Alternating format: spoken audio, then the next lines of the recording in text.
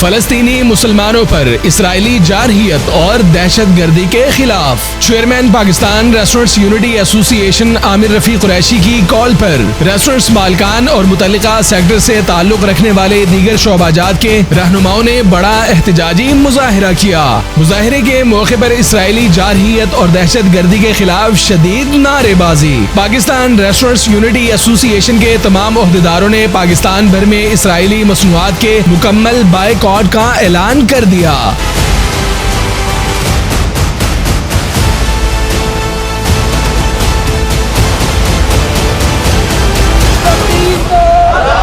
Liberty چوک لاہور میں chairman Pakistan restaurants unity ایسوسی ایشن عامر رفیع قریشی کی قیادت میں ہونے والے مظاہرے کے موقع پر حافظ ندیم، میاں سمیع، سلمان غوری، مہر بلال، حیدر عباس سمیت پاکستان ریسٹورنٹس یونٹی ایسوسی ایشن کے عہدیداران، ممبران اور تمام مکاتب فکر سے تعلق رکھنے والے افراد کی کثیر تعداد مظاہرے میں موجود تھی۔ مظاہرے کے موقع پر چیئرمین پاکستان ریسٹورنٹس یونٹی ایسوسی ایشن عامر رفیع قریشی کا کہنا تھا کہ اقوام عالم فلسطینی مسلمانوں کے خلاف جارحیت پر اسرائیل کے خلاف سخت کارروائی کرتے ہوئے اسے جنگی جرائم کا مرتکب قرار دے۔ چیئرمین پاکستان ریسٹورنٹس یونٹی ایسوسی ایشن عامر رفیع قریشی کا مزید کہنا تھا کہ فلسطین کے حوالے سے حکومت جو بھی فیصلہ کرے گی، ہم حکومت اور پاک فوج کے شانہ بشانہ کھڑے ہوں گے۔ ہم یہ سمجھتے ہیں کہ ہم ایز اے مسلم بلا تفریق کے ہمارا کس ملک سے تعلق ہے Pakistan, we are proud to be Pakistani. جس طرح ہماری کمیونٹی آف پاکستان اور آرمی آف پاکستان ان کے فلسطین کے ساتھ کھڑی ہے، تو مسلم کے ساتھ کھڑی ہے، ہم بھی عوام کے طور پہ ان کے ساتھ کھڑے ہیں۔ اور ہم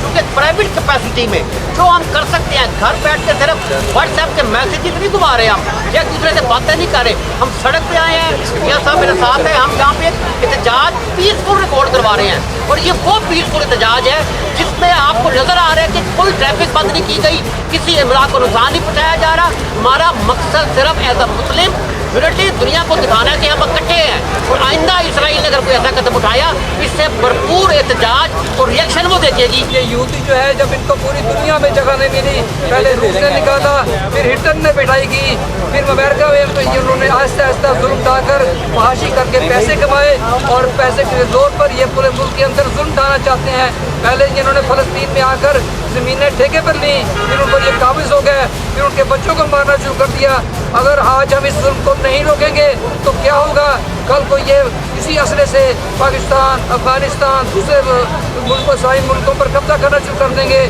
آج وقت ہے اکٹھے ہوں، ہم لوگ سارے ایک منظم طریقے سے اس احتجاج کو ریکارڈ کرواتے رہیں، باقی ممالک کی طرف پیسفل طریقے سے اس کو ہم ان کے اوپر انڈورس کریں کہ بھئی ہم سے بات کرتی ہے، ٹیبل ٹاک پہ کرو، مائنورٹی کے لحاظ سے بیٹھ کے ہم سے بات کرو۔ اگر تم ہمارے حصوں میں بستے ہو تو بینگ مسلم ہم تمہاری بھی حفاظت کرتے ہیں، تم لوگوں کو بھی رائٹس دیتے ہیں، لیکن ہمارا یہ نہیں بنتا کہ تم کسی بھی منافقت کے ذریعے ہم پہ حاوی آنے کی کوشش کرو۔